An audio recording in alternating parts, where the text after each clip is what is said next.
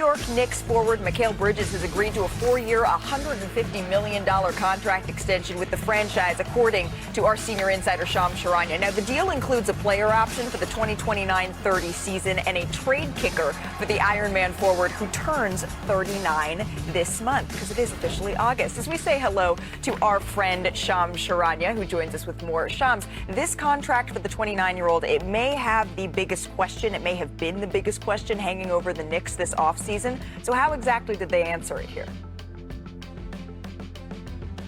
Malika, so Mikal Bridges is taking about $6 million less than his maximum contract. So a slight discount, and it's much less than he was set to make potentially as a free agent in 2026. So before he could get to free agency, the sides lock in this deal that now secures his future there. So $150 million deal. And the biggest thing here is now Mikal Bridges, Jalen Brunson, and OG Anunoby, the last couple off seasons, have taken discounts less than the max deal that allows the Knicks to stay under the second apron, continue to build a roster, and have flexibility in doing so. And Mikal Bridges, the most durable player in the NBA, guards all the top all-star caliber players around the league on a nightly basis. And so this is a Knicks team that now has Brunson, Mikal Bridges, OG Anunoby, Josh Hart, Karl-Anthony Towns, all locked in. They've got their top 5 players all locked in for the foreseeable future. $726 million total between these 5 players. And Mikal Bridges had the biggest questions.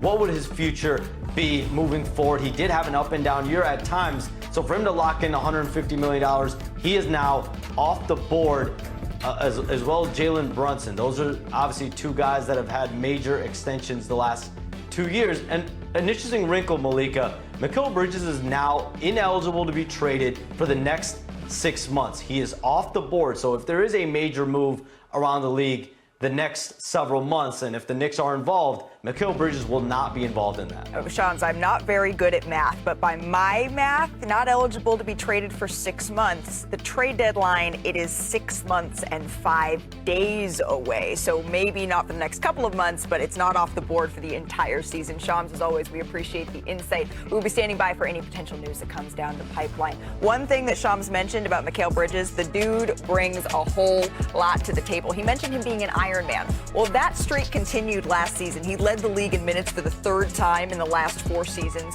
and he still hasn't missed a game ever in his entire NBA career. And after shooting just 57% around the rim in his last season with Brooklyn, Bridges shot 74% on those same shots in the 2024-25 season, second best in the NBA, behind only Jared Allen, according to Genius IQ. Now, Bridges also ranked 2nd in the NBA in the most fadeaway jumpers, made fadeaways, that is, behind the MVP, Shai Gilgeous-Alexander.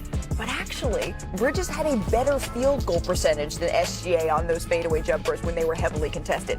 Also, according to Genius IQ, Bridges lived up to his reputation as that lockdown defender, was one of just 6 players to take at least 1,000 half-court matchups against players to make last year's All-Star game. So, Aman, clearly he brings so much to the table here. I don't know that we saw the best from Mikal Bridges when you look at his entire season last year for the New York Knicks. Obviously, you think of those big blocks he had against the Boston Celtics, but how can the Knicks maximize him? When you talk about maximizing a guy that plays on the wing, it always essentially comes down to, one, what you're doing on the defensive end, and then what your point guard is willing to do as far as early on in the shot clock for you, right? So making somebody like Mikal Bridges dangerous is getting him out in transition for pitch ahead so that he can be creative, he can get out there on the floor, enjoy himself. That's what gets you smiling, that's what gets you confident, and that's what starts making shots fall down for you.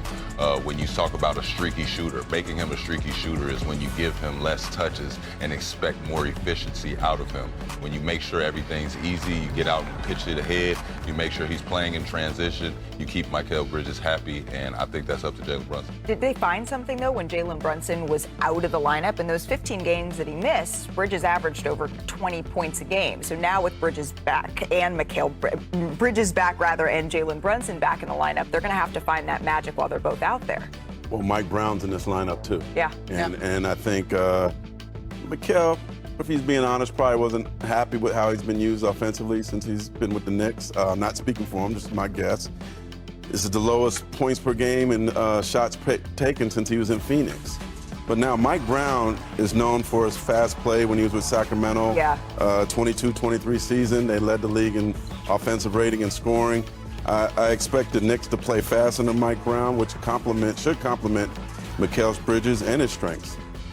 Look, I think they're going to play faster than they did last year, but they don't have De'Aaron Fox. De'Aaron Fox is the guy who made them play fast, right? And so I think they're going to change a little bit. One of the reasons why they wanted to make a change at coach was because there just wasn't enough versatility in that offense. Like, teams would throw a defense at them, and they didn't have enough adaptability. And so you see things like where Jalen Brunson is out, and then Mikal Bridges comes in and has an elevation, but when they're together, they're not able to necessarily lean on each other quite as much.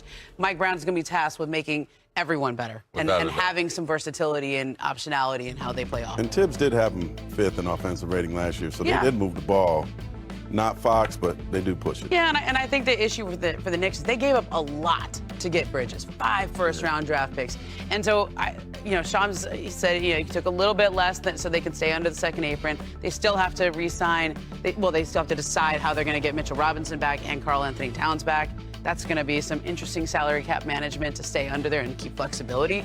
But it wasn't that much less. Like, I actually thought his agents did very well in this contract. Without a doubt. I just know that when it comes down to it, it's all about playing with your toys. We can't hear Andy's coming and everybody just fall on the floor right now. It's got to be that thing that... That's like Toy Story reference. Exactly. When we're all on the court together, he knows how to play with his toys. Yep. As much as we love Jalen Brunson, I think his usage has to go down a little bit for those guys to flourish.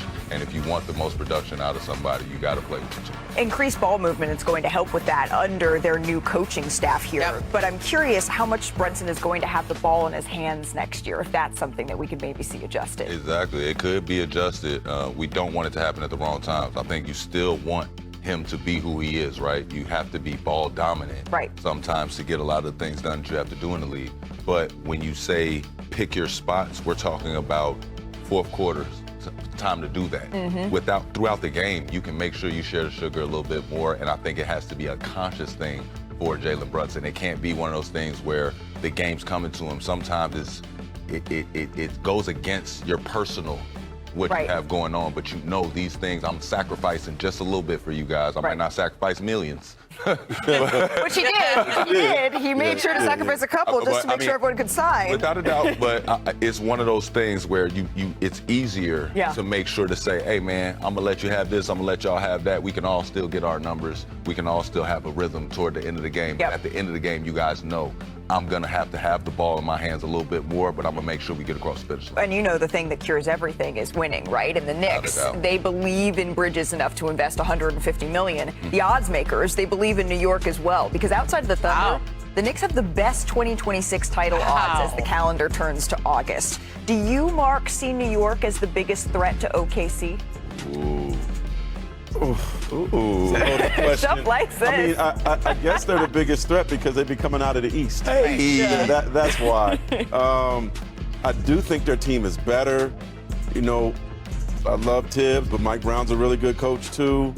They got some shooting coming in. Yabusele and JC coming in. That's what they're missing. They're the last team standing from the East, right? The Celtics aren't going to be there. Indiana's not going to be there. Cleveland has to prove themselves. Yeah, I like the Knicks. Yeah, I love the Knicks. You know, guys. You were wiggling. You like the Knicks. I do, because I realize it's, when you start seeing the chips lay out and you start seeing, you're like, wow, this is another great route for them. I think that's what happened while we watched them go through the playoffs, right? You see them beat Boston and you're like, wow. Yeah, like, why not? Why not the Knicks? And that's the thing with Bridges. He did his job in that Boston series. They got him for the express purpose of guarding the Jays, guarding Jason Tatum, guarding Jaylen Brown. He did that in that series. He did his job. And so he might have had an up-and-down season, but he was there for them when it mattered. And they're returning their core. That's really important to be able to have all of those guys together, like Big Body Brunson, as our friend Carter Perkins says. Hey, it may be August, but there's still plenty of news. Slammed in by Sharpe. Wind it up and stuck it down. Do you watch yourself? Yeah. You watch yourself? Gotta get better. Gotta get better. Sharpe threw it down. Hold back that Cavalier bench. I mean, I don't watch as many highlights as Kyrie. I ain't had a ball all game. Tell Kyrie to pass it. Inside, Sharpe for the dunk. Great setup from Kyrie Irving. Sharpe inside. Iman Shumpert, welcome back. I don't know. I think we should bring back the flat top here because you made it in the NBA Today family when you have your own segment. It's not me, but I'm on the spot. So we're going to put Iman on the spot. We're going to throw out a couple of topics, and I'm curious your takes on this. We're going to start with De'Aaron Fox, eligible for a 4-year, $229 million extension from the Spurs. That's going down this Sunday. Iman, is Fox the best long-term fit next to Victor? I love this for them. I think that he brings everything that he needs to bring to the basketball floor, and if you give him enough weapons, that is one of the guys that I feel like knows how to play with his toys. I think De'Aaron Fox is the fastest thing with a basketball since I've seen John Wall put 2 holes in his back. He's a bowling ball. Fox, Castle, Harper, good problems. Yep. I feel great for their GM. Love it. Like, what do you do? And it makes it so Harper doesn't have to rush. There's no pressure on him. He could take his time, but in 2 years, like, what do the Spurs do? Do they feel like they have to move one of them? If they do, like Wemby, who you want?